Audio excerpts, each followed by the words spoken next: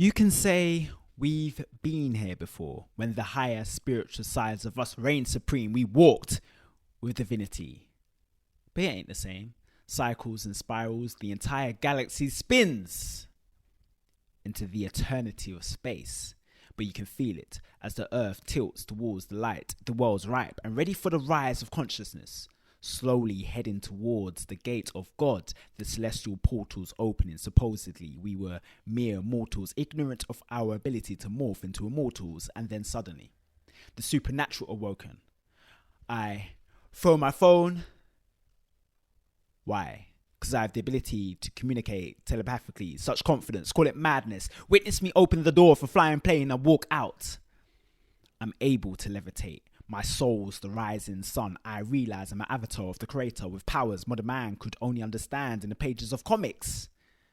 But they can be obtained. When you reach within, you can find the divine reside inside, tapping into the Supreme's limitless capabilities, the power. It's in the unknown part of your DNA. You can feel it in fleeting moments when the dormant is activated. Once I discover my calling, a poet's purpose, to scribe sacred scriptures, sculpture these metaphors into monuments. The moment the pineal gland secretes DMT, the third eye's open. As I pen these pearly gates, the thick mist that clouds the subconscious dissipates. You can see the mystical magnificence of a world shrouded in mystery. I just want to uncover her glory, bask in her brilliance, listening to her whispers, words heard merely as wind by the deaf. My skin illuminated as I get schooled by the sun god Ra, how to get my chakras bright like the stars at night, because I also shine meditating in pitch black. Why? Because I am light.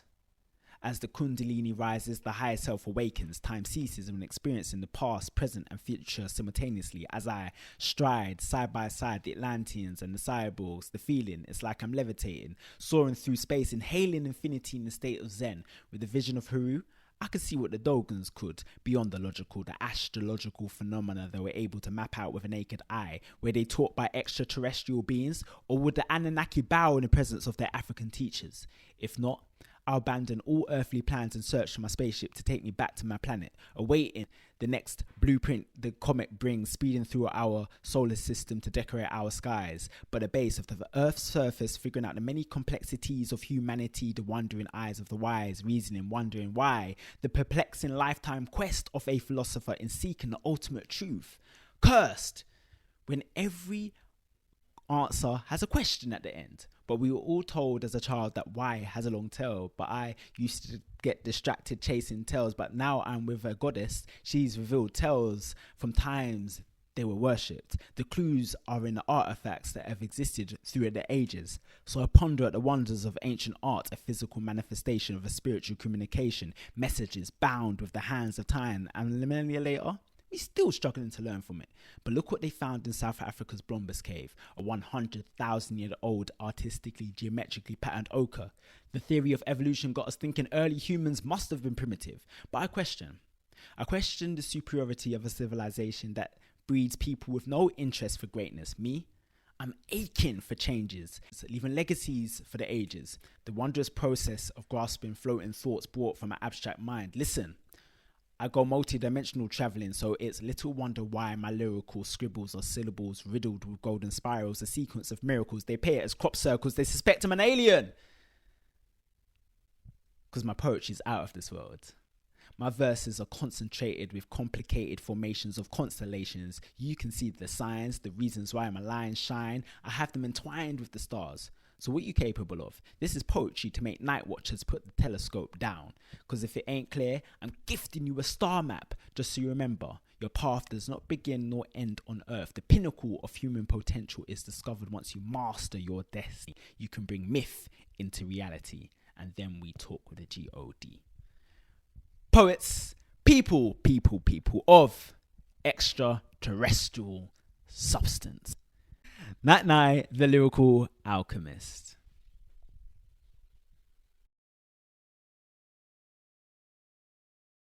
Greetings and welcome to the Out of Noise podcast with your host Stella B and Nat Nye.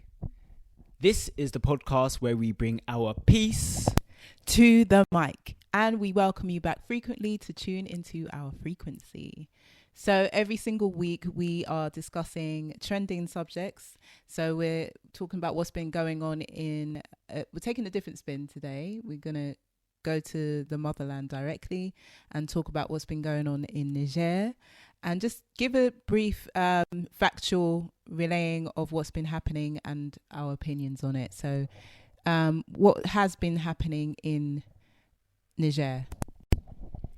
Well, the reason why we choose this is a very important topic for us to talk about. It is a topical trending issue, and we found a few weeks ago when the situation in Alabama happened, and that took the social media by storm. You put out a post, right? That basically it was a good post, and basically it showed the racist perpetrators who are trying to attack the black man as well. You can describe it, right? Yeah, so basically there was a clip that someone had taken from that Alabama brawl, and it was the two Europeans, and then on the outskirts we had the three the three Africans who were fighting together against, these racists.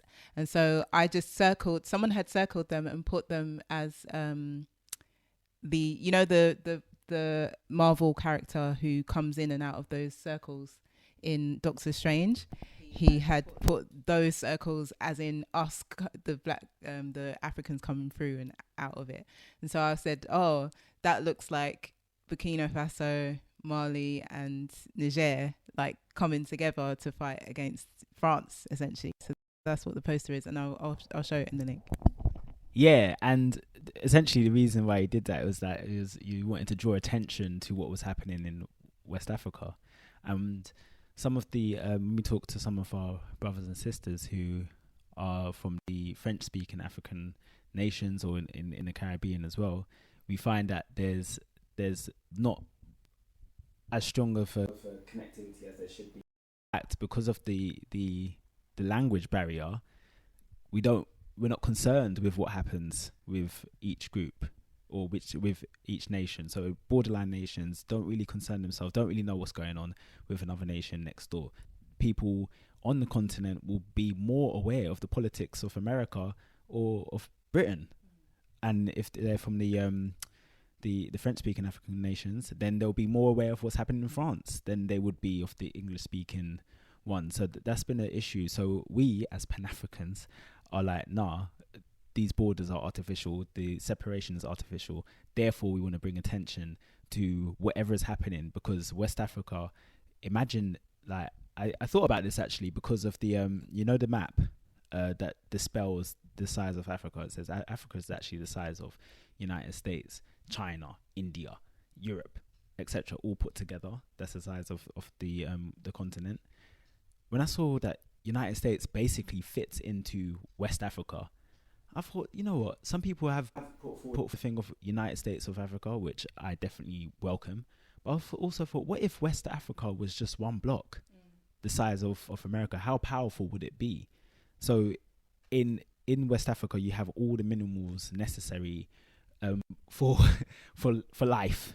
So in Nigeria, it's very oil rich, right? And it's got every other mineral as well, but it's mostly the oil that it's known for. Then if you want to go up to Guinea's got a whole lot of iron as well. Then if you go to Sierra Leone, it's known for the diamonds.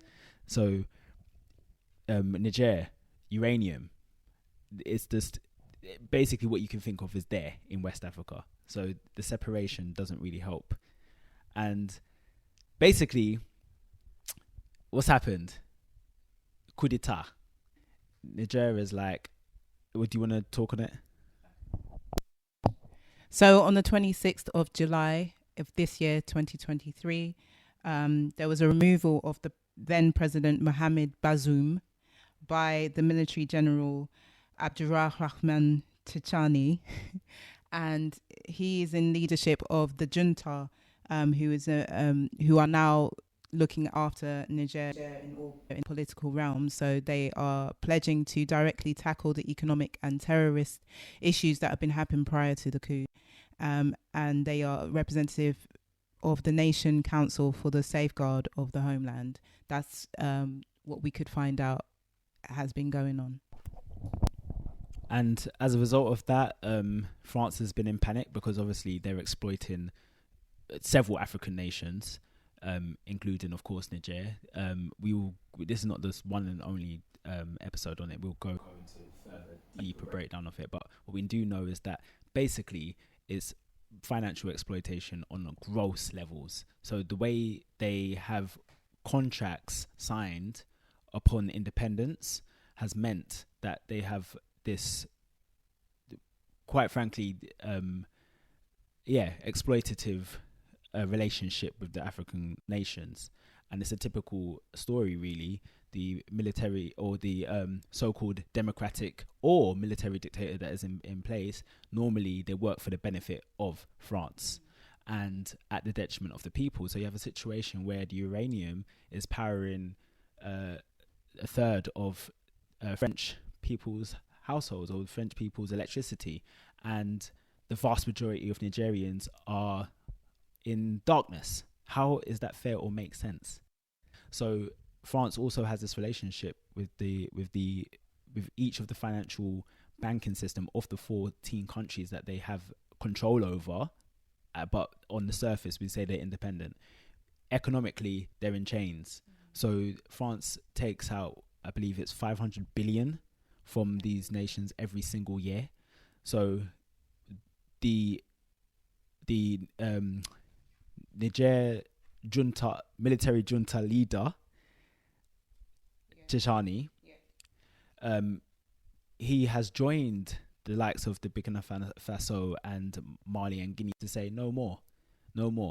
We are not supportive of a, generally speaking, rigged election. A leader that is in power as a result of a rigged election, and it's classified as democracy when the people don't actually want that person. They do not serve the interests of the people, they serve the interests of France. So the Chipani is like, no more, we're going to do a coup, we're going to remove you, and we're going to create an environment that is actually best for the people, where the mineral resources is going to be best for the people. So France, see you later. Get your military out of Niger too, and uranium, gold, and whatever else now ends this point here. So it's very intriguing. It's very interesting. We're very much in support of the removal of France.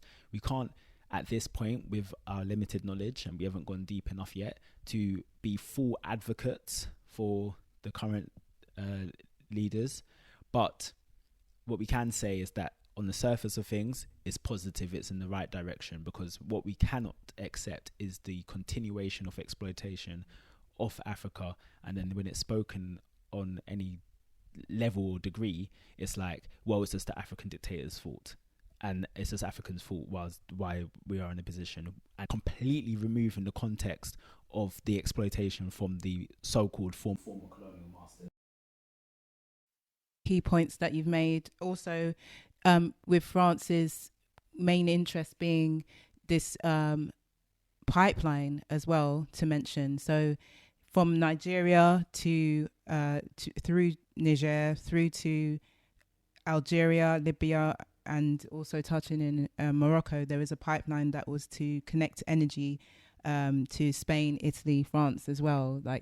So obviously it's, while they're doing Pontius Pilate and yes, okay, ECOWAS, you deal with this, and they're urging the military action threat, really and truly they understand that that would destroy that whole mission that they had in the first place as well. So it's not really in their interest, though we do know they're very petty, as we remember what took place in Guinea when after the independence was declared in Guinea as well, when they trashed the place and took all the good stuff that they brought with their imperialism. So, we still have to kind of stand strong with our spirit against France ever trying to do such a act against us once again. Never again. So just wanted to also mention that. Yeah, and that you mentioned Nigeria as well. ECOWAS being put under pressure from France and the United States, and we did see something where some French newspaper was like, basically the credibility of Tinubu will be based upon his credibility as the leader of Nigeria will be based on how he deals with Niger. Like, what kind of dynamic is that? And what kind of relationship does France have over Nigeria or ECOWAS for them to feel so comfortable to talk in such a fashion? I thought you weren't even there was no colonial relationship between France and Nigeria. That's what I thought. But that level of arrogance to talk in that fashion, what has Tinubu or what has Nigeria got to do with that situation? In fact, they should have more loyalty towards the people of Niger than France, obviously. And we also saw some reporting on it from CNN and such. The twisted way that they try to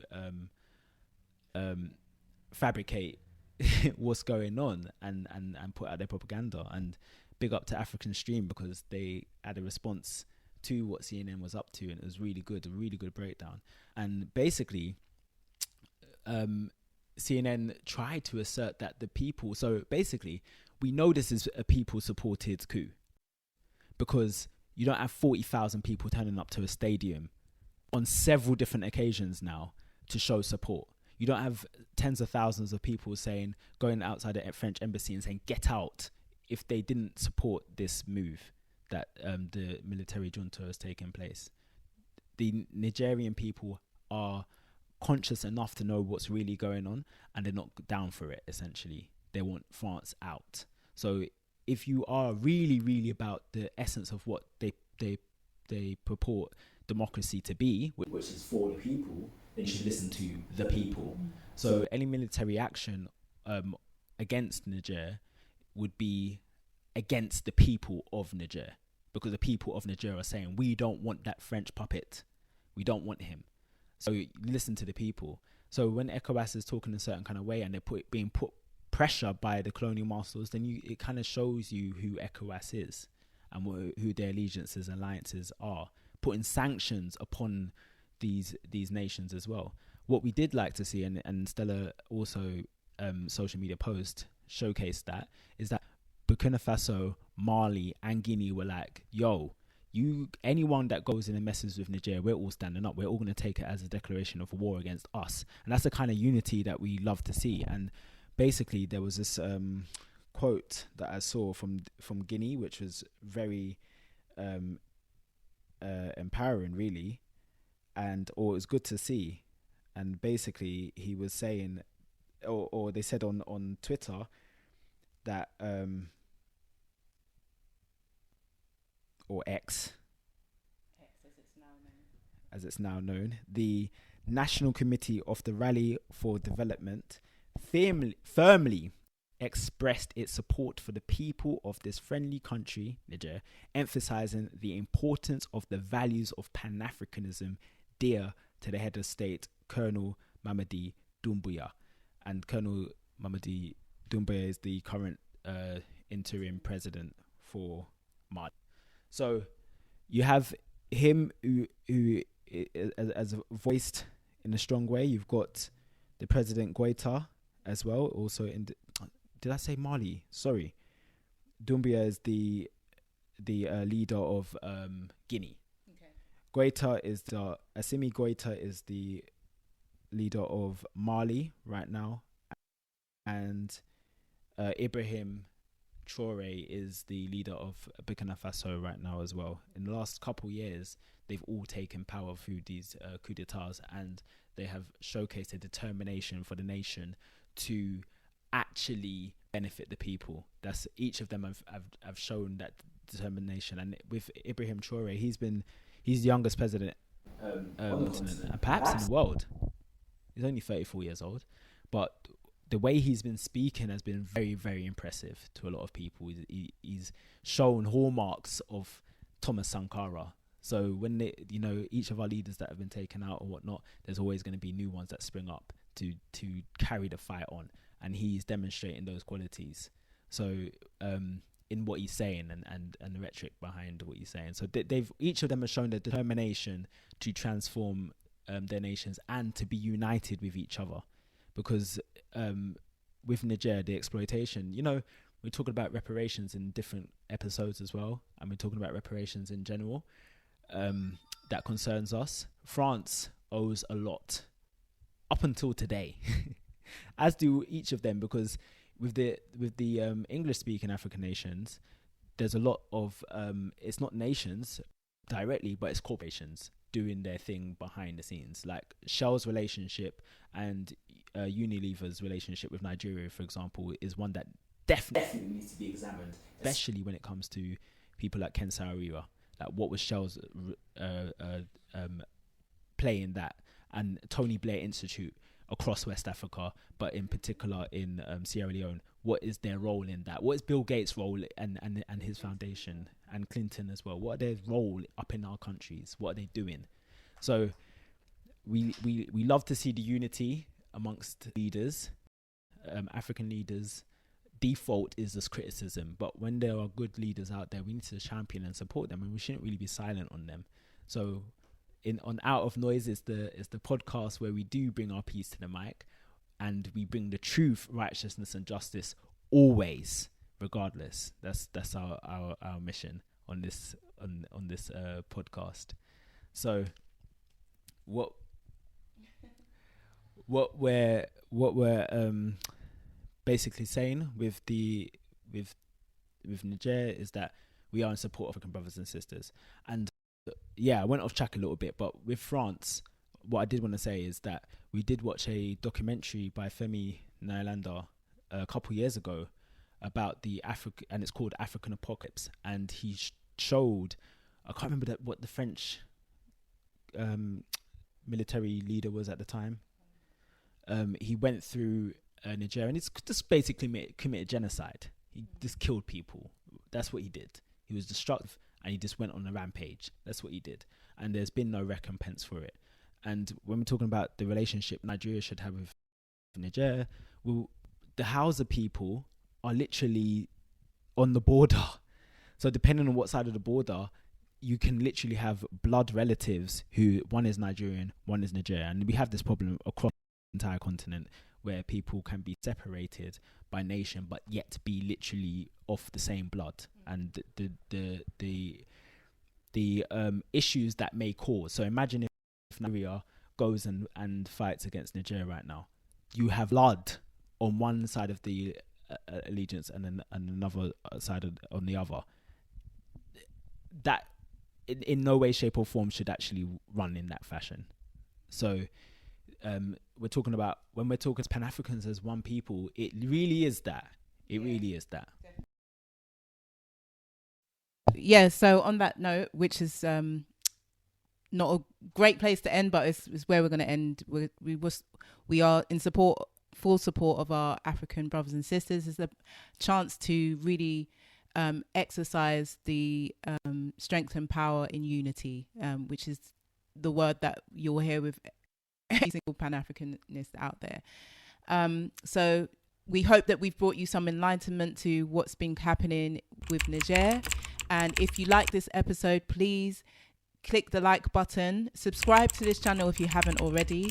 And if you want to support what we're doing and keep us going, do support us financially by buying one of our great merchandise pieces that we have available, or by buying us a coffee. So for the price of a coffee, you can actually contribute a lot to our podcast and keep us going.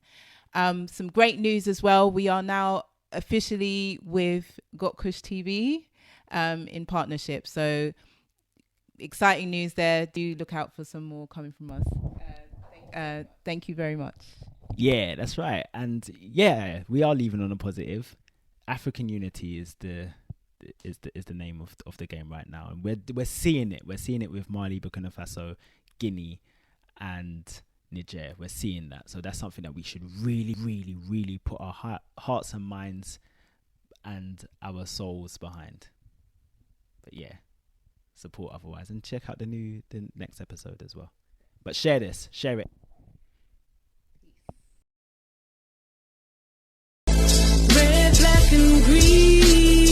When me just come to London town, me used to work pon the underground. But working pon the underground, you don't get to know your way around. England is a bitch. There's no escaping it. England is a bitch. There's no running away from it. Me get a little job in a big hotel, and after a while me was doing quite well. Them start me off as a dishwasher, but when me take a stock, me not turn clock watcher.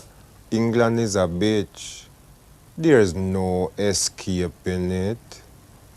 England is a bitch. No bother try to hide from it.